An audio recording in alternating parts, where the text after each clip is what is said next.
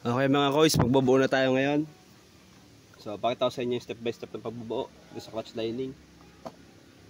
So, syempre, yung mga piyesa nalinis na natin.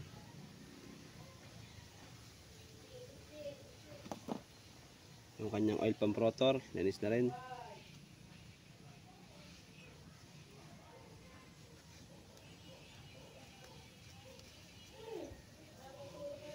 So, ngayon ito na yung step by step papakita ko sa inyo. Para may guide kayo pagbubuo ng clutch side. Ganito lang siya kasimple. So, inahin natin is yung kanyang yung pinion gear nakakabit na mga koy. So, ito yung final drive gear. So, kung saan nakatapat yung merong white na mark. So, ito rin yung nakatapat dito yung clutch housing, yung secondary. So, ito primary drive. And then next natin yung kanyang clutch housing na paribit na natin. So mga koys, ito na yung clutch housing. Wala na siyang uga. Kahit konti oh. Pa-machine shop na natin oh. Parang wala nangyari. Parang stock pa rin yung ano niya. Pag si camera lang dumali, napakahusay. So ilalagay niyo siya dito.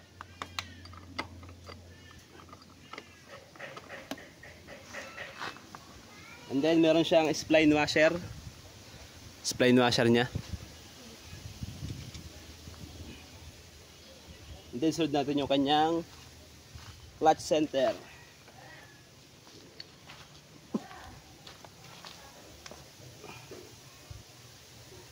Clutch center com.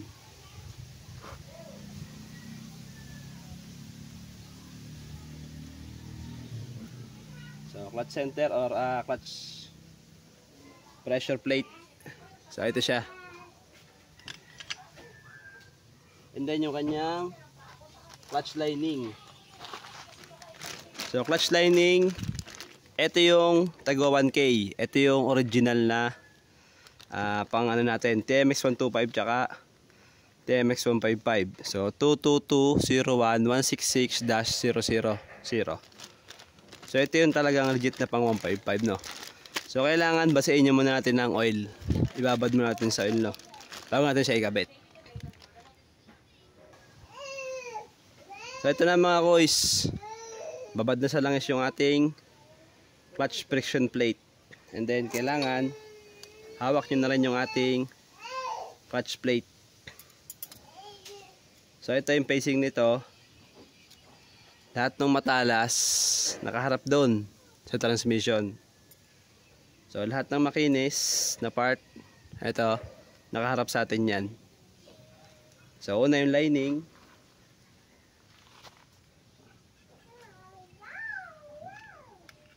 Alternate lang yan mga koys. And then plate. Lining. Plate ulit. Lining. Plate. Lining.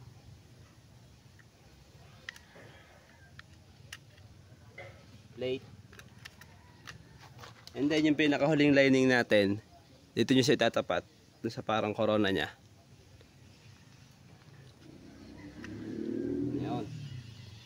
And then yung ating clutch center.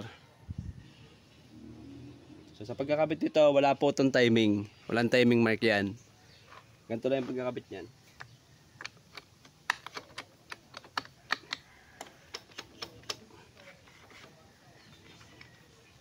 Mas maganda pag ikakabit nyo, nakakambyo. Para hindi sumasama yung main shaft. Nagkokontrahan sila. And then, yung ating lock nut at saka washer. So, ito siya. Lock nut at washer. So, ito kailangan, lalagyan nyo ito ng oil. Itong part na to. Kasi mag-torque tayo. Yung torque value nito is 83 Newton meter. Medyo mabigat-bigat yung torque niya. Kaya kailangan, nakakambyo, kahit hanggang kinta, tapos i-prime na natin. Ito. Kailangan naka-prime na tayo habang tayo ay nagto-torque. And then Lagyan nyo ng basahan dito. Yan, pang kontra.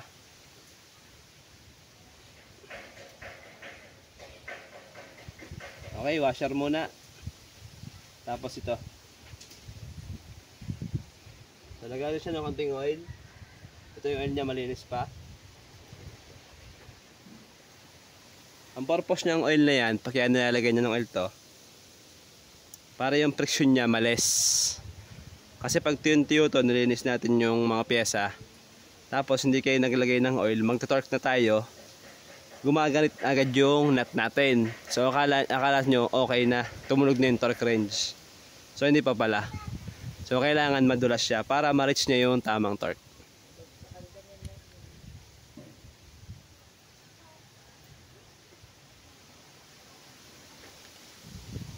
And then meron tong pacing. So ito nakaumbok, yung tapered niya. Ito yung tapered niya. Nakaharap dapat sa washer.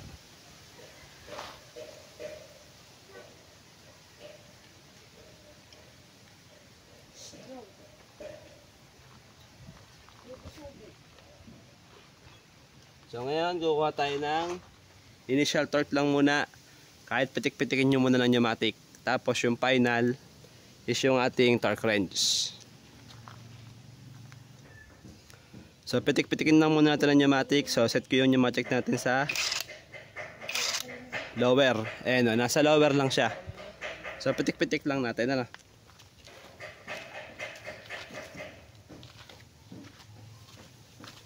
Etong pang ano nito, pang higpit is 20 by 24 or 22 by 24. So pag bibili kayo ng lock nut wrench, yung mabibili nyo sa Shopee, accurate na yun sa pang XRM, TMX155, TMX125, Wave 100. Ano?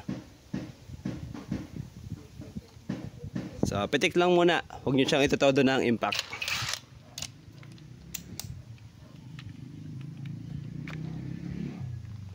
Wala, nakapreno.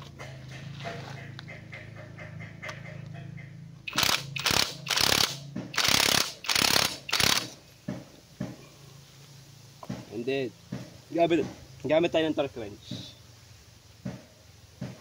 O tayo ng torque wrench, set natin sa 83 Newton meter. So mga kois, nakaset siya ng 83 Newton meter.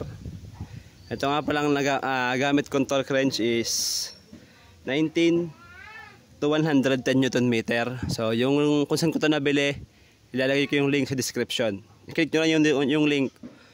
Mare-redirect na kayo sa seller. So dito,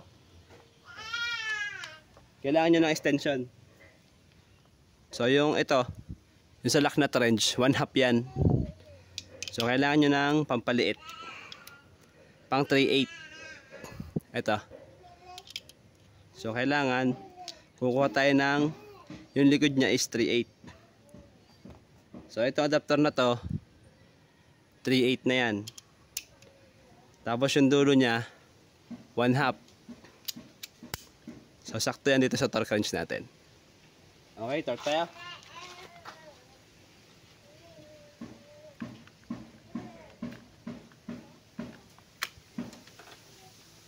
₱83 Newton meter.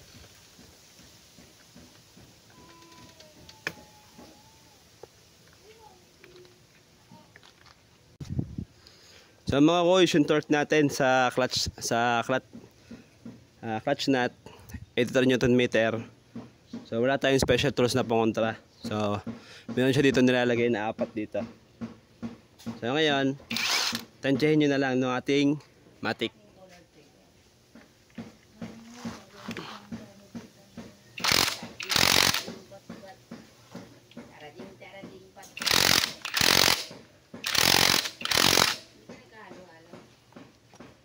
And then next natin yung kanyang oil pump rotor. So ito naman 53 Newton meter lang. Ano? So kailangan malinis na. Wala na yung dumi niya bago tayo magkabit. So mayroon din dito ang washer. Ito. Washer.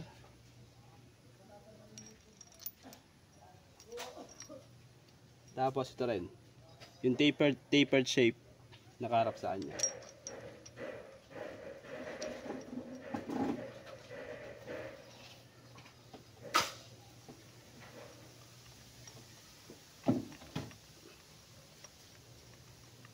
Ito, 53 Newton meter to. Itong part na to. So medyo mahirap din siyang i-torque dahil wala tayong pangontra. So ito muna. Pitik-pitik lang. So tansyahin nyo lang.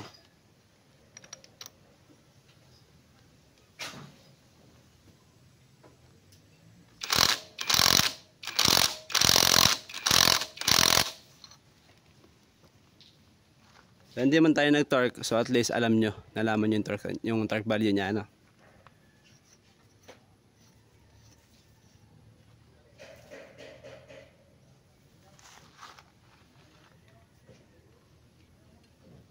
So yung dowel pin, dalawa, huwag nyo kakalimutan. Dito siya. Alagay. So kailangan linis na yung nguso, yung surface ng crankcase. And then next natin yung clutch spring. 4.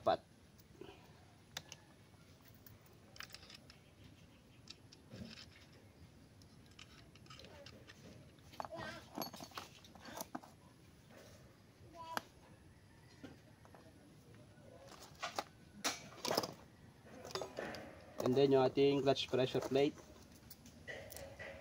Ito yung clutch pressure plate nya. Itama nyo dito yung spring. Meron siyang 10 mm. So gamit lang kayo dito ng 10 mm na T-wrench. Tapos yung torque value niyan is 12 Newton meter.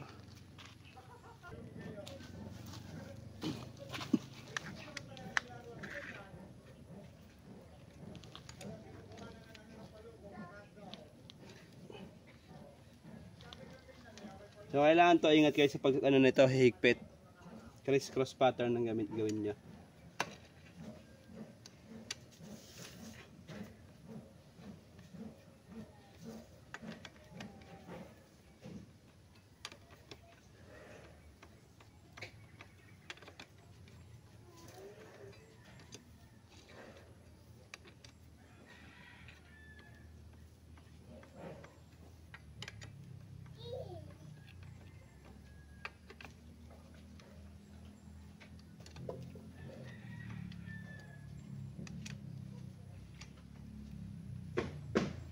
Tayong torque wrench na maliit. Lagay tayo ng 12 Newton meter. So ito is 12 Newton meter lang.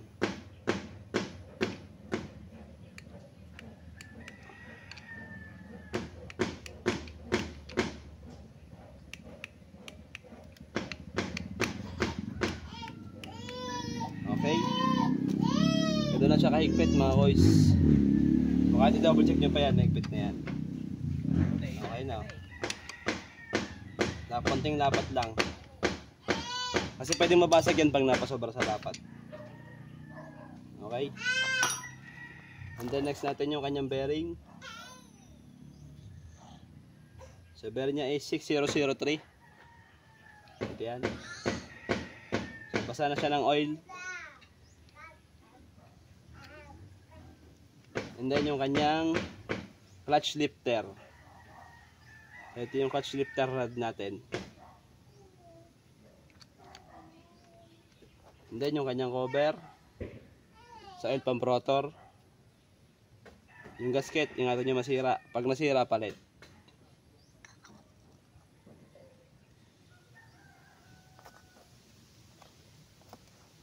And then meron siyang 3 Phillips screw.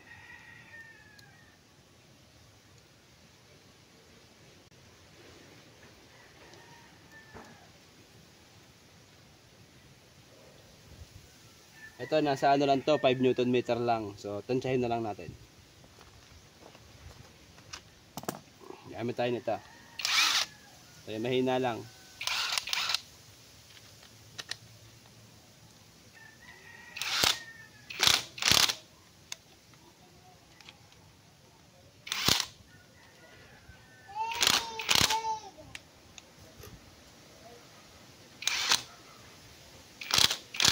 Okay?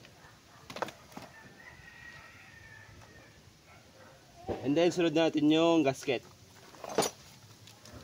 Gasket. So, ito yung gasket niya mga koys. Ayan yung part number. Screenshot nyo na lang.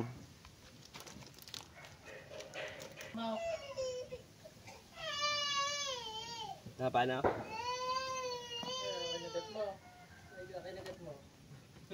And then mga koys yung kanyang cover. So, kailangan malinis na yung pinaglagyan ng gasket. Huwag kayong magtitira kahit konti. And then, i-double check nyo yung daanan ng langis. Yung mga oil refill niya.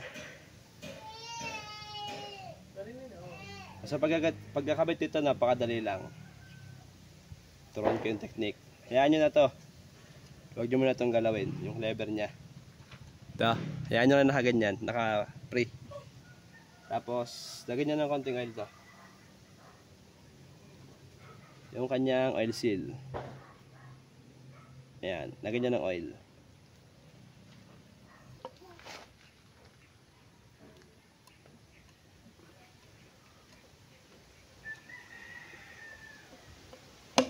Ayan. Pag naramdam nyo na yung resistance, galawin nyo lang to.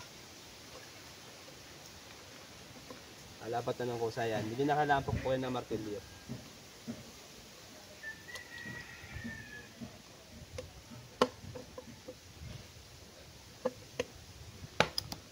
Ganun lang. Tulak nyo lang ng kamay.